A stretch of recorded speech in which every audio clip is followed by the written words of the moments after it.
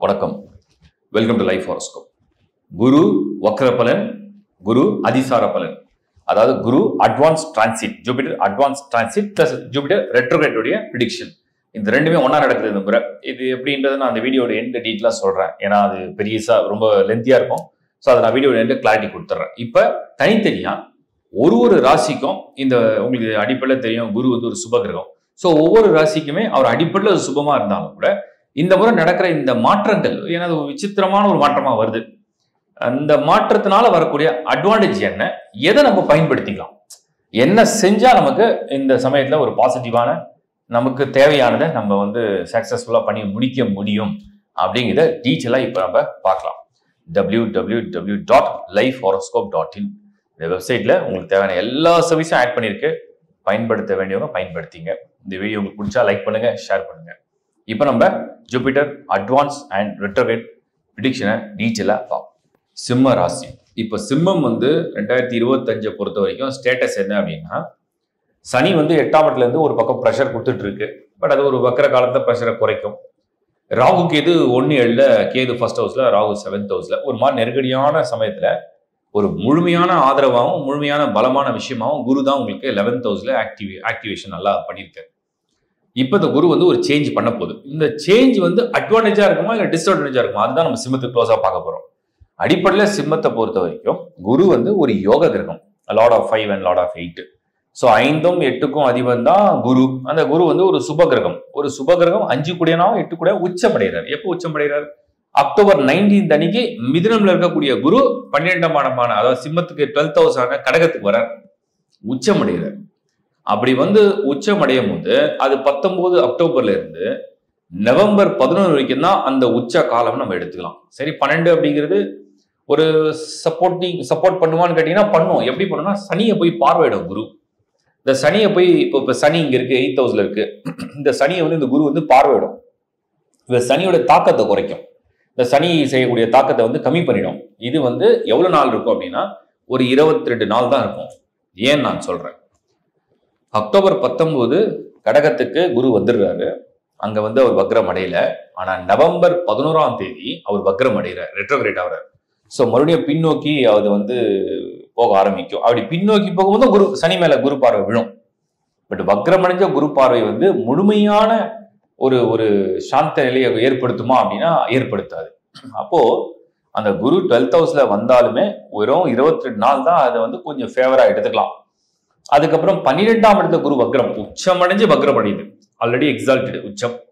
அதுக்கப்புறம் வக்ரம். இது நவம்பர் 11th இருந்து டிசம்பர் மாதம் 4ஆம் தேதி வரைக்கும் தான் அந்த கடகத்துல குரு இருப்பார். அதுக்கப்புறம் எங்க போற, சிம்மத்துக்கு வருவாரா அப்படிதான் நீங்க நினைப்பீங்க. அதான் இல்ல. அட்வான்ஸ் டிரான்சிட்டுடைய விளக்கம் என்ன அப்படின்னா, கடகத்துல வந்த குரு திரும்பவும் back to Gemini, back to மிதுனம் போயிடுவார். ஸோ மிதுனத்துல போகும்போது வக்ர நிவர்த்தி அடைஞ்சு போறாரா, வக்ரத்தோட போறாரா, அவர் ரெட்ரோகிரேட் ஆகி தான் போறாரு, வக்ரத்தோட தான் போறாரு. அந்த மிதுனத்துல மறுபடியும் 11th ஹவுஸ் போயிடுறாரு, அங்க வக்ரம் அடைஞ்சிருவார். அந்த வக்ரம் அடைஞ்ச குரு மார்ச் 11 2026 2026ல மார்ச் 11 வரைக்கும் வக்ரத்திலே இருப்பார். இப்போ இது வந்து ஃபேவரான இடமான்னு கேட்டா ஓகேன்னு சொல்லலாம். சூப்பரான அமைப்புன்ற மாதிரி சிம்மத்துக்கு இல்லை. இன்னும் சொல்ல போனா டஃபஸ்ட் சேலஞ்சிங் பீரியட் வந்து அஷ்டம சனியில. நார்மலா எல்லாருக்கும் அஷ்டம சனி வரும், எல்லா ராசிக்கும் வரும், கடகத்துக்கும் வரும், சிம்மத்துக்கும் வரும், மிதுனத்துக்கும் வரும். பட் சிம்மம் கடகத்துலாம் ரொம்ப டஃபா இருக்கும் இந்த அஷ்டம சனி வந்துன்னா. இப்போ அஷ்டம சனி நடந்துட்டு இருக்கு. பட் ஓரளவுக்கு குரு சாதகமா இருந்தாலும் தப்பிச்சிட்டே வரீங்க. இந்த காலகட்டத்தை நான் வந்து ஒரு ரிசர்ச் பண்ணி பார்த்தேன். அதுல என்னன்னா, சனி அஷ்டமத்துக்கு இருக்கு, ராகு கேது 1-7 இருக்கு, குரு வந்து 12ஆம் இடத்துக்கு வந்து உச்சமடைந்து ஒரு 22 நாள் கொஞ்சம் தாக்கு பிடிக்கும். நிறைய விஷயத்த வந்து ஓரளவு தாக்கு பிடிக்குது. ஒரு மாற்றங்கள்லாம் கொண்டு வந்து திடீர்னு கொண்டு வரும், நல்லதா இருக்கானா. அப்படியே நவம்பர் 11th இருந்து வக்ரம் அடையுது. வக்ரம் அடைஞ்ச உடனே திடீர் எதிர்பார்க்காத விரயம், எதிர்பார்க்காத மாற்றம், எதிர்பார்க்காத சப்போஸ் உடல்நிலை எதுவாக இருந்தாலுமே சொல்றேன், எதிர்பார்க்காத விஷயங்கள். அது மறுபடியும் என்ன பண்ணுதுன்னா, ஜெமினி மிதுனத்துக்கே போயிடுது, 11th ஹவுஸ்க்கே போயிடுது. அந்த 11th ஹவுஸ்ல போனாலும் வக்ரத்திலே போகுது.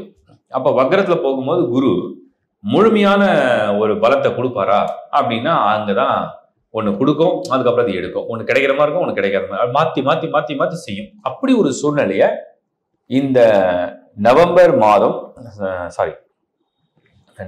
11th இருந்து வக்ரம் ஆகுது. டிசம்பர் மாதம் ஃபர்ஸ்ட் வீக்ல இருந்து அந்த 11th ஹவுஸ்ல குரு போகும்போது வக்ரமா இருந்து மார்ச் 11 வரைக்கும் கிட்டத்தட்ட அந்த ஸ்டேட்டஸ் அவர் மெயின்டைன் பண்றாரு. ஸோ இதுல வந்து ரொம்ப முக்கியமான முடிவுகள்ல ரொம்ப கூடுதல் கவனமா இருந்தால் நல்லது. பர்டிகுலரா உங்களுடைய ஜாப், பர்டிகுலரா உங்களுடைய கெரியர், பர்டிகுலரா உங்களுடைய பிசினஸ், உங்களுடைய மணி, உங்களுடைய இன்வெஸ்ட்மெண்ட், உங்களுடைய மேரேஜ் பிளான், உங்களுடைய பர்சனல் பிளான், ஹெல்த், டிராவல் பண்ணும்போது சேஃபா இருக்க வேண்டியது ரொம்ப ரொம்ப அவசியம். ஏன்னா குரு வக்கிர காலத்துல. ஸோ இதை கரெக்டா பிளான் பண்ணிட்டீங்கன்னா அந்த சிம்மம் அந்த சில நாட்கள் நான் சொல்றேன் இல்லையா, இந்த டிசம்பர் ஃபர்ஸ்ட் வீக்ல இருந்து நம்ம வந்து John, Feb, March 90 days story. இது கிட்டத்தட்ட 90 நாட்கள் வந்து ஒரு ஸ்டோரியா இருக்கு. அதனால அந்த காலகட்டத்தை கொஞ்சம் சரியா திட்டமிடுங்க அப்படிங்கிறது என்னுடைய ஒரு கருத்தா நான் சொல்றேன். சிந்திச்சு செயல்படுங்க. ஏன்னா சிம்மம் ஒரு சேலஞ்சிங் பீரியடை வந்து லைஃப்ல வந்து ஃபேஸ் பண்ற காலகட்டம் இதான் இருக்கு. எப்படி வந்து ஒருத்தருக்கு எல்லா கிரகமும் வந்து ஒரு மாதிரி அன்ஃபேவரா வருதோ அந்த மாதிரி காலகட்டம் இது. சூரியன் வந்து ஒரு மாசத்துக்கு ஒரு முறை நகர்ந்து போயிட்டு தான் இருப்பாரு. இருந்தாலும் நான் கொடுக்குற இந்த பீரியட் வந்து இந்த டிசம்பர், ஜான், ஃபெப்லாம் பார்க்கும்போது சூரியனும் கிட்டத்தட்ட சனியை சந்திக்கிற காலம் வரும் ஃபெப்லாம். அதனால ஒரு எல்லா விஷயத்தையுமே திட்டமிட்டு செயல்பட்டால் நல்லதுன்றது என்னுடைய தாழ்மையான கருத்து. குரு எப்ப வக்ரம் அடைகிறாரு, எப்ப வந்து அவர் வந்து அட்வான்ஸ் டிரான்சிட் ஆகிறாருன்னு எல்லாருக்கும் ஒரு குழப்பம் இருந்தது. நான் தெளிவா சொல்லிடுறேன் அது எப்படின்ட்டு. ஏன்னா நிறைய பேர் இந்த கேள்வியெல்லாம் கேட்டாங்க ஆல்ரெடி. இப்ப மிதுனத்துல குரு இருக்கார், இப்படி வச்சுங்க. மிதுனத்துல குரு இங்க இருக்கார். இது எப்ப வந்தாரு? மே மாதம் 2025, அதாவது மே எண்டுல 2025 குரு மிதுனத்துக்கு டிரான்சிட் ஆயிடுச்சு ஆல்ரெடி. அப்ப மிதுனத்துல இருந்து மறுபடியும் கடகத்துக்கு போகும். 1 இயர் ஆகும். ஒரு வருஷத்துக்கு ஒரு முறை தான் குரு வந்து இடம் மாறுவார். ஆனா இந்த முறை என்ன நடக்குது தெரியுமா? இந்த மிதுனத்திலிருந்து அடுத்த ராசியான கடகத்துக்கு ஷிஃப்ட் ஆகிடுறாரு. அதுதான் அட்வான்ஸ் டிரான்சிட். அவர் ஆக்சுவலா பண்ண வேண்டியது வந்து 2026 2026 மேல தான் பண்ணணும், இல்ல ஜூன்ல தான் பண்ணணும். அட்வான்ஸா இந்த அக்டோபர்ல 19 ஷிஃப்ட் ஆயிடுறாரு. சரி, இது ஷிஃப்ட் ஆயிடுறாரு, ஓகே, அக்செப்ட் பண்ணிக்கிறோம். அதுலயே ஷிஃப்ட் ஆயிட்டு வக்ரம் அடைகிறார், ரெட்ரோகிரேட். நார்மலா வந்து டைரக்ட் மோஷன் சொல்லுவோம்.